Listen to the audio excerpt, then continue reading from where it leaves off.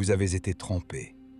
Dès le tout premier jour où vous avez ouvert un manuel d'histoire à l'école, et jusqu'au moment où vous êtes entré pour la première fois dans une salle de musée pour admirer des statues antiques. On vous a dit que le temps était impitoyable.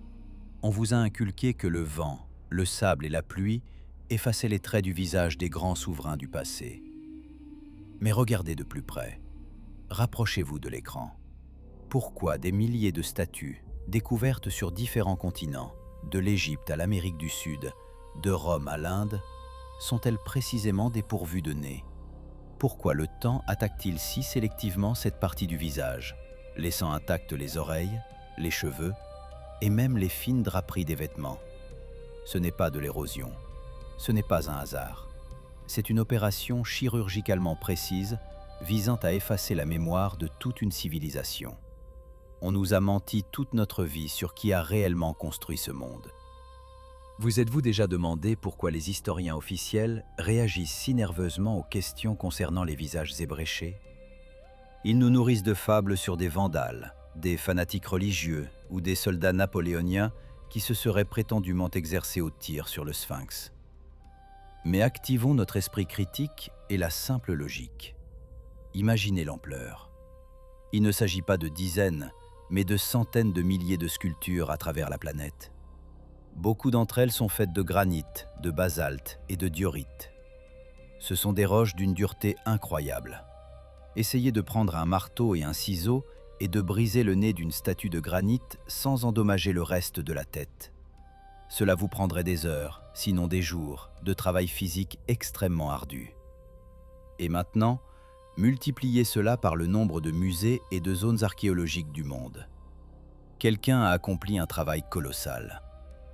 Quelqu'un a dépensé des millions d'heures de travail humain, non pas pour créer, mais pour la destruction ciblée de signes d'identification.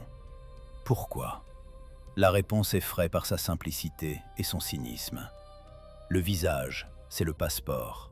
Le nez, les arcades sourcilières, la forme du menton et des lèvres révèlent sans équivoque l'appartenance raciale. Si vous voyez un visage, vous savez qui est devant vous. Et c'est précisément cette connaissance qui est la plus dangereuse pour ceux qui ont réécrit l'histoire au XIXe et XXe siècle. Ils ont mutilé les visages pour que vous ne deviniez jamais que les bâtisseurs des pyramides, des temples antiques et des cathédrales incroyables n'avaient rien en commun avec les peuples qui vivent aujourd'hui sur ces territoires. Ce n'était pas une guerre contre la pierre, c'était une guerre contre la mémoire génétique de l'humanité.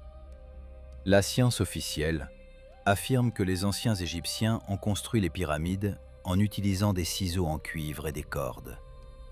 Mais regardez les statues des pharaons de cette période. Une symétrie parfaite, un polissage impossible sans tours et sans haute technologie. Et la plupart de ces statues ont les nez cassés. Pourquoi? Parce que si nous avions vu leur vrai visage, toute la chronologie construite par les académiciens se serait effondrée. Peut-être ces visages appartenaient-ils à des personnes de race caucasienne, là où ils ne devraient pas être? Ou au contraire, aurions-nous vu les traits de ceux qui sont considérés comme des peuples primitifs, mais qui maîtrisaient les technologies de vol et de découpe laser? Ou bien s'agissait-il de visages de géants, dont il nous est interdit de savoir? La destruction des visages est un acte d'appropriation de la propriété d'autrui. Imaginez que vous ayez conquis un palais étranger, entièrement équipé, avec des meubles, des tableaux et une bibliothèque. Vous ne pouvez pas en construire un pareil. Vous n'avez ni les connaissances ni les outils. Mais vous voulez y vivre et en être appelé le maître. Que ferez-vous en premier? Vous arracherez les portraits des anciens propriétaires des murs. Et si les portraits sont sculptés dans la pierre et font partie des colonnes porteuses? Vous prendrez une masse et leur casserez les visages, afin que vos enfants, qui grandiront dans ce palais, n'apprennent jamais qu'ils ne sont que des squatteurs, installés dans les ruines d'une civilisation plus développée. Jetez un œil aux statues en Inde. Les complexes de temples, taillés dans une seule roche, frappent l'imagination. Et encore la même image. Les visages des divinités et des héros sont défigurés. Les historiens nous disent « ce sont les conquérants d'une autre foi qui ont fait cela ».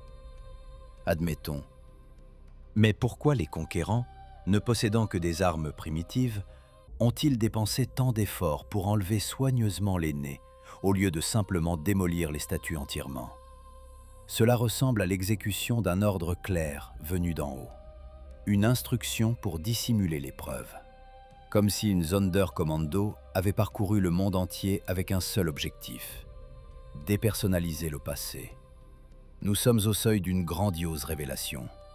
Les statistiques sont une chose têtue.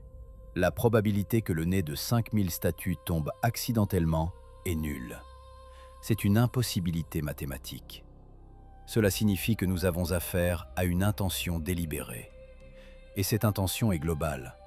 Elle ne connaît pas de frontières d'État. Celui qui a donné cet ordre possédait le monde, ou du moins, contrôlait le champ d'information sur tous les continents simultanément. Cela nous pousse à reconsidérer les événements du passé récent. Et si la soi-disant Antiquité n'était pas il y a des milliers d'années, mais très récemment?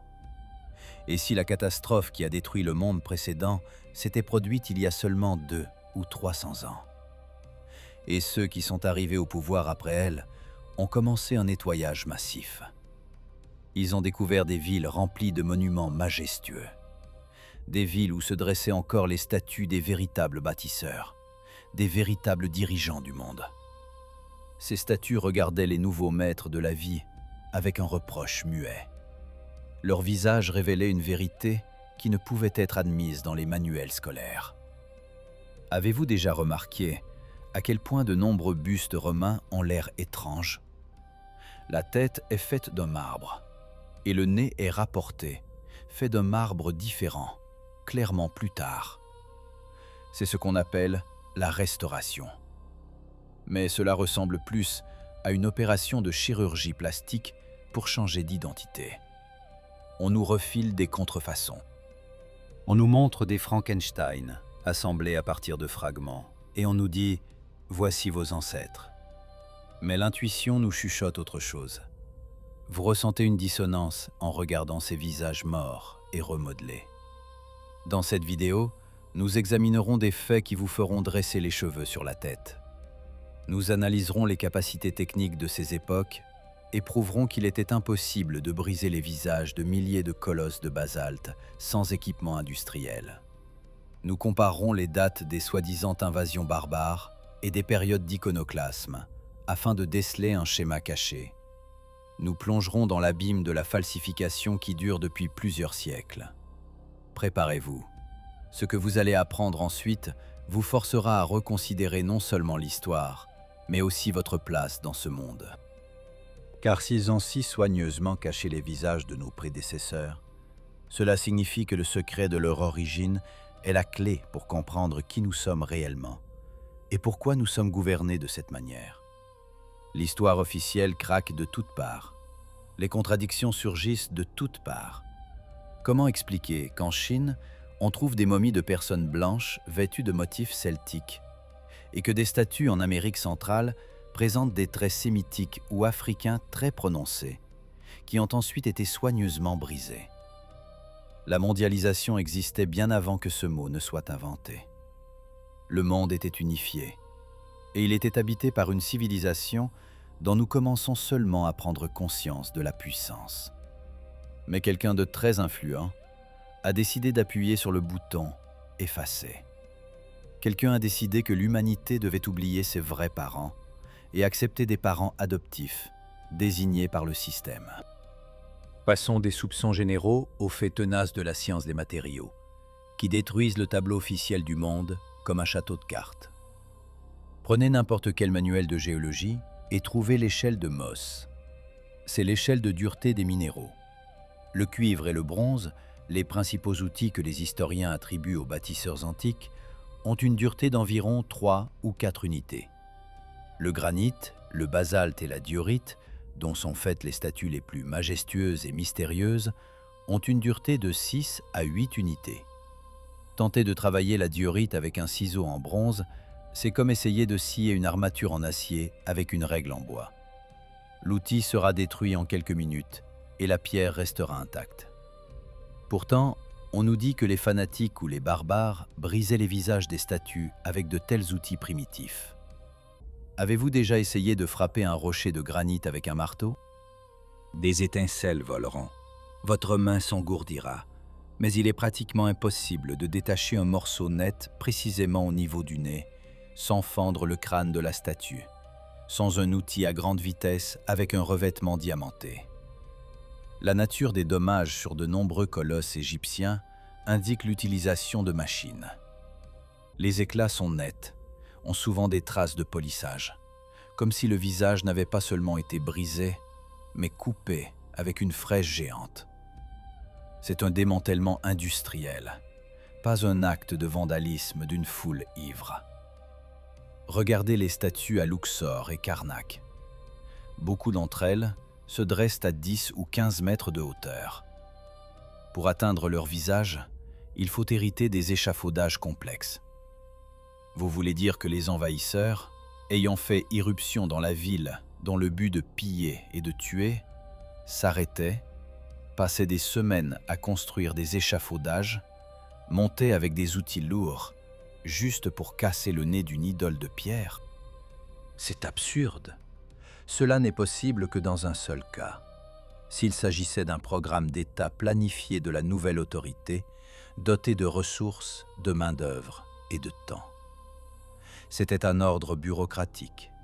Effacer les visages des prédécesseurs à tout prix. Il existe un terme dont les historiens parlent à contre-cœur, l'usurpation de monuments. L'exemple le plus frappant est le pharaon Ramsès II. Son nom est gravé sur des milliers de statues, d'obélisques et de temples. Mais une analyse détaillée montre que ces cartouches sont souvent gravées sur des inscriptions plus anciennes et de meilleure qualité, parfois même grossièrement et de travers. Mais le plus terrible se passait avec les visages. Les chercheurs en histoire alternative remarquent une étrange disproportion. Sur de nombreuses statues de Ramsès, la tête semble trop petite par rapport au corps puissant. Les épaules sont larges, le torse gigantesque, et la tête est disproportionnellement petite. Savez-vous pourquoi? Parce que c'est une tête retouchée. Initialement, la statue représentait quelqu'un d'autre. Quelqu'un avec des traits de visage complètement différents, peut-être un représentant d'une autre race ou même espèce. Les nouveaux maîtres de la vie ne pouvaient pas détruire ces monuments éternels. Ils n'avaient pas le courage d'en construire les leurs. Ils ont donc ordonné aux tailleurs de pierre de couper la couche de pierre superflue et de sculpter leur propre visage sur les restes. C'est ainsi que les nez devenaient plus petits, les pommettes plus étroites, et la tête elle-même perdait en volume. C'était de la chirurgie plastique sur pierre, destinée à s'approprier la grandeur d'autrui. Mais là où il était impossible de retravailler à cause du risque de destruction de la structure, les visages étaient simplement brisés net, laissant un endroit lisse ou un éclat grossier. Une attention particulière doit être portée à la maçonnerie polygonale et aux structures mégalithiques du Pérou. Sacsayhuaman, Ollantaytambo. La version officielle affirme que les Incas ont construit cela en frappant les pierres les unes contre les autres. Mais tout ingénieur vous dira que l'ajustement de blocs de plusieurs tonnes avec une telle précision qu'une lame de rasoir ne passe pas entre eux exige des technologies du XXIe siècle. Et que voyons-nous là-bas? Des visages de dieux brisés. Les conquistadors espagnols écrivaient que les Incas eux-mêmes ne savaient pas qui avait construit ces structures. Ils disaient que les villes étaient déjà là des milliers d'années avant leur arrivée. Les Incas se sont simplement installés dans les ruines, comme nous pourrions aujourd'hui nous installer dans un gratte-ciel abandonné. Et les visages sur les anciens monolithes étaient détruits par les prêtres catholiques, les déclarant diaboliques. Mais il y a une nuance. Sur certains blocs, les traces de destruction du visage se trouvent sous une couche de plâtre ancien ou d'une maçonnerie plus tardive des Incas eux-mêmes. C'est-à-dire que les visages ont été détruits avant même les Incas. Par qui? Et de qui étaient ces visages? Transportons-nous au Mexique. Les célèbres têtes géantes des Olmecs. D'énormes rochers de basalte pesant des dizaines de tonnes. Ils ont des nez larges, des lèvres charnues, des traits clairement négroïdes, africain. Mais attendez, l'histoire officielle affirme qu'il n'y a eu aucun contact entre l'Afrique et l'Amérique avant Christophe Colomb. Ces têtes sont une épine dans le pied de la science académique. Et savez-vous ce qu'on en a fait? Beaucoup d'entre elles ont été retrouvées délibérément enterrées ou jetées dans des ravins. Sur certaines, on voit des traces de tentatives de destruction, des sillons profonds et des creux. Quelqu'un ne voulait vraiment pas que ces témoignages de Pierre des voyages transocéaniques de l'Antiquité voient le jour. Car si les Africains, ou une race qui leur ressemble, ont construit des civilisations au Mexique il y a 3000 ans, alors toute la carte de l'histoire que l'on nous dessine est fausse. Et maintenant, souvenez-vous des taureaux ailés à tête humaine d'Assyrie, des chefs-d'œuvre conservés dans les musées. Beaucoup d'entre eux ont précisément les nez et les yeux endommagés. On pense que les conquérants croyaient que la statue était vivante et qu'en lui crevant les yeux et en lui brisant le nez, ils la privaient de sa force et de sa capacité à nuire. Une belle histoire pour les touristes. Mais pourquoi alors n'ont-ils pas touché les ailes ou les jambes?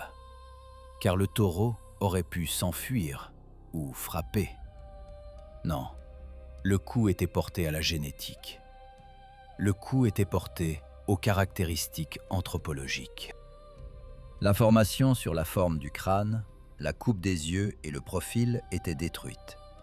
Regardez les statues de Bouddha en Afghanistan, détruites à notre époque. C'est un exemple frappant de la façon dont cela fonctionne. Mais les nettoyages anciens étaient bien plus vastes. Nous trouvons des traces d'usinage sur des statues qui sont officiellement datées de milliers d'années avant notre ère. Des traces de scies circulaires, de forêts tubulaires. Et ce sont précisément ces artefacts de haute technologie qui sont le plus souvent dépersonnalisés. Une image effrayante se dessine. Une civilisation qui possédait des technologies avancées a disparu ou a été détruite, et à sa place sont arrivés des gens avec des marteaux et des ciseaux qui, dans une rage impuissante et la peur de la grandeur de leurs ancêtres, ont commencé à effacer leur visage. Ils ne craignaient pas la pierre, ils craignaient la comparaison.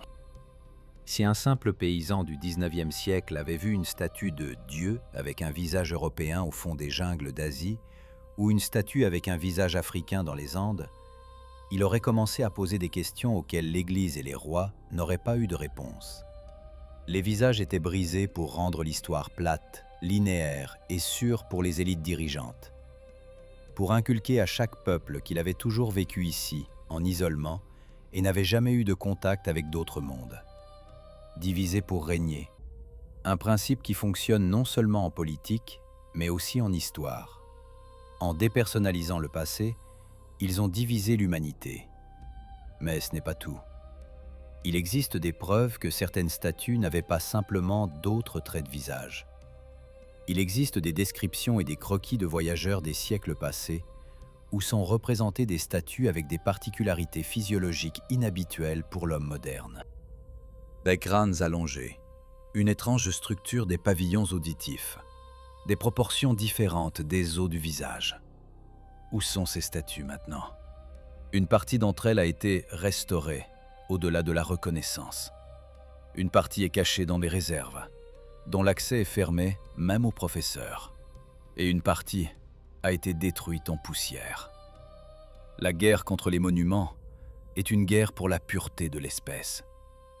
Quelqu'un s'efforce très scrupuleusement de maintenir l'illusion que l'homme est le summum de la création et la seule espèce intelligente ayant jamais habité la Terre. Élargissons l'échelle. Éloignons-nous des statues individuelles et regardons les villes où elles se trouvaient. Les visages brisés ne sont qu'un marqueur, un petit détail d'une vaste opération de changement de propriétaire immobilier à l'échelle planétaire. Pour comprendre pourquoi les traits du visage des bâtisseurs ont été détruits, il faut prendre conscience de l'impossibilité de l'existence même de l'architecture du 19e siècle dans le cadre de l'histoire officielle. Jetons un coup d'œil à ce qui se passait à l'autre bout du monde, dans ce que l'on appelle le Nouveau Monde. Pensez aux vieilles photographies des capitales d'États américains du milieu du 19e siècle. Iowa, Texas, Michigan. On nous montre des clichés en noir et blanc, des chemins de terre, de la boue jusqu'aux genoux, des charrettes en bois, des gens en simple redingote et chapeau. Et en arrière-plan se dresse un Capitole gigantesque. Une immense structure à dôme de style antique, avec des colonnades, des escaliers en marbre et des moulures complexes.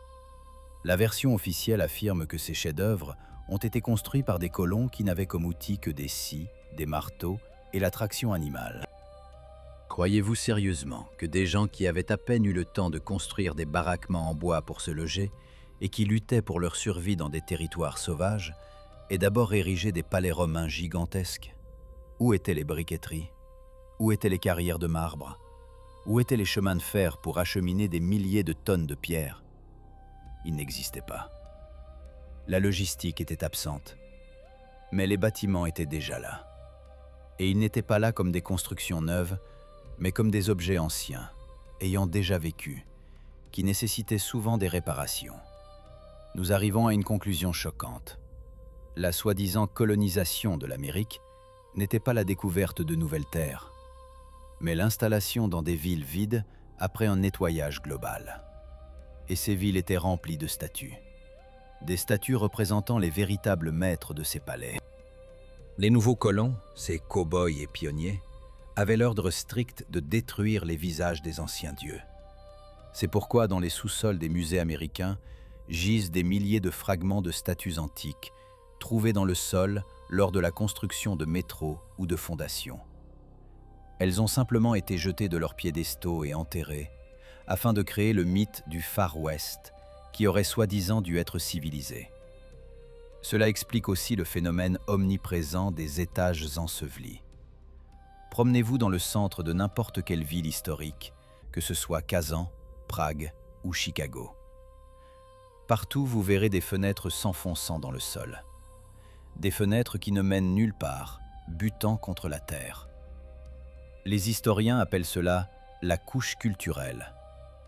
Mais aucun débris ne peut recouvrir uniformément des continents entiers de 3 à 4 mètres d'argile. C'est la conséquence d'un déluge. Un déluge de boue qui a détruit la civilisation hautement développée précédente. Et maintenant, le plus effrayant. Où sont passés les gens? Observez les bizarreries démographiques du milieu du 19e siècle. Aux États-Unis d'Amérique, il existe le phénomène des trains d'orphelins. Des centaines de milliers d'enfants sont transportés de la côte Est vers l'Ouest et placés dans des familles d'accueil. Les documents concernant leurs parents sont absents. D'où est venue cette armée d'enfants abandonnés? Où sont tous les adultes? Il existe une théorie qui glace le sang. Nous sommes une civilisation d'orphelins. L'humanité actuelle est le produit d'une restauration artificielle de la population après une catastrophe. Nous avons été élevés dans des incubateurs où des enfants survivants ont été rassemblés, leur mémoire effacée et une nouvelle histoire leur a été inculquée. Nous avons été installés dans des villes prêtes à l'emploi, mais détruites par un cataclysme. On nous a donné des technologies primitives, du charbon et des pelles, alors que nous étions au milieu de bâtiments conçus pour l'électricité atmosphérique et l'énergie libre. Les visages brisés sur les statues sont un élément de la protection psychologique de la matrice. Si ces enfants orphelins avaient vu les visages de leurs vrais parents, des géants, des atlantes, des gens avec une génétique différente, ils auraient compris qu'ils étaient étrangers ici. Ou au contraire, ils auraient compris qu'ils avaient été dégradés au niveau du personnel de service. Les visages étaient brisés pour rompre le lien entre les générations, pour que nous pensions que l'histoire est linéaire, du singe à l'iPhone. Alors qu'en réalité, l'histoire est un électrocardiogramme, où les pics de développement le plus élevés sont remplacés par des chutes à l'âge de pierre. Regardez les cheminées dans les vieux bâtiments. Elles sont énormes. Une personne de taille moyenne peut y entrer sans se pencher. On nous dit que c'est pour le chauffage au bois. Mais ces cheminées n'ont souvent pas de conduite fumée ou ils sont décoratifs. Les ingénieurs de l'histoire alternative supposent que c'était des installations de génération d'énergie, fonctionnant en tandem avec les dômes et les flèches sur les toits. Le métal dans ces constructions porte des traces d'exposition à des hautes fréquences, et non au feu. Lorsque les nouveaux maîtres du monde se sont emparés de ces technologies, ils n'ont pas compris comment les utiliser. Ils ont transformé les générateurs en fours pour brûler du bois. Ils ont transformé les temples de la science en cultes religieux. Et les statues de scientifiques et d'ingénieurs, tenant des appareils, que nous prenons maintenant pour des sceptres et des orbes, ils les ont dépersonnalisés, en brisant le visage et en endommageant les outils dans les mains de la statue. Ils ont transformé un manuel technique en idole à adorer. Nous vivons dans un monde de culte cargo. Nous copions les formes extérieures de la démocratie, du droit romain, de l'architecture antique, mais nous avons perdu l'essence. Nous utilisons les débris d'une grande civilisation comme des sauvages qui ont trouvé un ordinateur portable et l'utilisent comme planche à découper. Et pour que nous ne nous en rendions pas compte, quelqu'un a très soigneusement passé un marteau dans tous les musées du monde. Ce mensonge perdure encore aujourd'hui. Réfléchissez, pourquoi, lors de tout conflit moderne au Moyen-Orient, les musées sont-ils les premiers à être pillés? Pourquoi des villes anciennes, comme Palmyre, sont-elles détruites? Qui sont dérangés par de vieilles pierres? Il ne s'agit pas d'or, il s'agit d'informations. Là, dans les réserves de Bagdad et du Caire, étaient conservés des artefacts qui n'avaient pas été détruits au XIXe siècle. Des artefacts avec des visages intacts. Des artefacts montrant le lien de la Terre avec l'espace. Il fallait les retirer et les cacher, avant que des chercheurs indépendants, avec des caméras et Internet, ne les atteignent. La guerre contre le passé continue en ce moment même, en direct, et nous pensons que c'est une lutte pour le pétrole. Maintenant que nous avons pris conscience de l'ampleur de la falsification de l'architecture et de l'histoire, plongeons-nous dans la pièce la plus sombre de ce labyrinthe. Parlons de biologie et de la raison pour laquelle la destruction des visages n'était pas seulement un acte politique, mais un acte d'espèce. Regardez-vous dans le miroir. Puis, observez les proportions de ces mêmes statues antiques, même dépersonnalisées. Voyez-vous la différence? Il ne s'agit pas d'une idéalisation artistique. Il s'agit de paramètres physiques. La largeur de la cage thoracique, la structure du corset musculaire, le rapport de la longueur des membres. Ces statues représentent des êtres qui étaient biologiquement plus parfaits que nous. On nous a inculqué que l'évolution va du simple au complexe, que nous devenons plus grands, plus forts et plus intelligents que nos ancêtres. Mais les faits crient le contraire. Nous sommes une branche dégénérée. Nous vivons 70 ans et passons la moitié de notre vie à lutter contre les maladies. Ceux dont les visages ont été brisés par les marteaux des envahisseurs vivaient probablement des siècles. Leur corps était conçu pour une atmosphère différente, une pression différente, une gravité différente. En leur brisant le visage, le système parasitaire ne cachait pas seulement une race, il cachait un standard. Il détruisait un étalon avec lequel nous aurions pu nous comparer et comprendre à quel point nous avions diminué.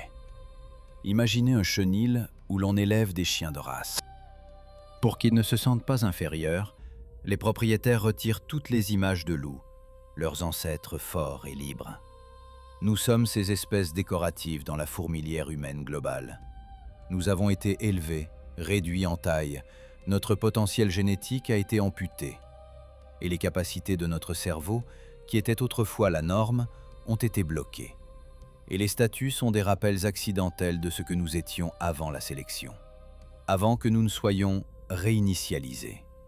C'est ici que se trouve la réponse la plus effrayante à la question « Pourquoi ?». Le visage est le miroir de l'âme et de l'intelligence. En brisant le visage, les geôliers de cette planète ont effectué une lobotomie symbolique sur l'ensemble de l'humanité. Ils ont transformé les sujets de l'histoire en objets de culte. Lorsque vous regardez une statue sans visage, vous ressentez une peur et une crainte subconsciente face à une force inconnue.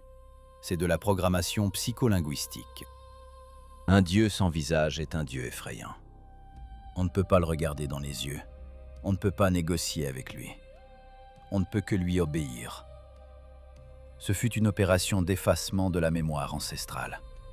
Si vous aviez vu le visage de Zeus ou d'Apollon et y aviez reconnu les traits de votre grand-père, vous auriez compris que vous êtes leur descendant direct. Vous vous seriez redressé. Vous auriez exigé le retour de l'héritage. Mais en regardant un morceau de marbre ébréché, vous ne voyez une éternité froide à laquelle vous n'avez aucun lien. On vous a convaincu que vous êtes des esclaves de Dieu et non des enfants des dieux. Sentez-vous la différence? Un esclave n'a pas droit au bien du maître. Un fils, oui. C'est précisément pour nous priver du droit à l'héritage de la planète qu'ils ont pris les ciseaux. La théorie des catastrophes cycliques l'explique comme un mécanisme de récolte. Imaginez qu'une civilisation se développe jusqu'à un certain niveau, atteigne le summum de la technologie et de la croissance spirituelle, puis survient la grande moisson. Ils arrivent où un mécanisme naturel de purification se met en marche. Les villes se vident, et puis une nouvelle fournée de biomasse, nous, est introduite dans les ruines. On nous donne des bribes de connaissances, des livres réécrits et une religion de soumission. Mais les pierres restent, et pour que la nouvelle fournée ne devine pas qu'elle n'est pas la première ici, et très probablement pas la dernière, les traces de la fournée précédente sont soigneusement nettoyées. Les nez cassés sont le sceau du silence. C'est la signature du censeur sur le corps de l'histoire. Mais il y a un autre aspect qui met mal à l'aise. Les expériences génétiques. Peut-être que de nombreuses statues ne représentaient pas exactement des humains. Chimères, centaures, hommes à tête de chien. Nous considérons cela comme des mythes. Mais que se passerait-il si c'était la réalité de l'ingénierie génétique du passé? Et si notre monde était peuplé de dizaines d'espèces intelligentes qui coexistaient, et la force qui a pris le pouvoir prône le principe de pureté et d'unification. Ils ont détruit toutes les espèces, sauf une, la plus obéissante et la plus facile à contrôler, c'est-à-dire nous. Ils brisaient les visages des statues de bêtes hommes et de géants avec une fureur particulière, afin que nous nous considérions comme le summum de la création et la seule forme de vie intelligente dans l'univers. Cela nous crée un sentiment de solitude et de désespoir. Nous sommes enfermés sur cette planète et nous n'avons nulle part où fuir. Et si nous savions qu'il y avait autrefois un port intergalactique et un creuset de races ici, nous commencerions à chercher une issue. Nous commencerions à chercher des technologies de déplacement et non des moyens de brûler des hydrocarbures. Souvenez-vous du sentiment que vous avez en sortant d'un musée.